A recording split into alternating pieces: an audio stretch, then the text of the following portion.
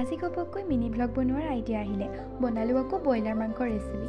এয়া সজাই ল'লোঁ ৰেচিপিৰ কাৰণে ব্যৱহাৰ্য সৰঞ্জামখিনি। এতিয়া যিহেতু লাই আৰু ধনিয়াৰ ছিজন, গতিকে সেয়াও এড কৰি ল'লোঁ। গেছটো অন কৰি কেৰাহীটো পাতি দিলোঁ। কেৰাহীটো অলপ গৰম হোৱাৰ পাছতে তেল দি দিলোঁ। তেলখিনি অলপ গৰম হোৱাৰ পাছত এয়া পিঁয়াজ আৰু যি য'ত লাগে এইখিনি দি পেলাই অলপ লৰাই অলপ ভাজি ল'লোঁ। এইখিনি অলপ ভাজি লৈছোঁ।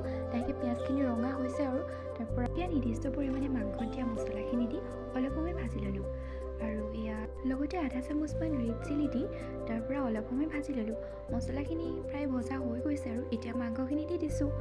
এতিয়া অলপ ভালকৈ মিক্স কৰি ভালদৰে লৰাই লৈছোঁ। উপযুক্ত পৰিমাণৰ নিমখ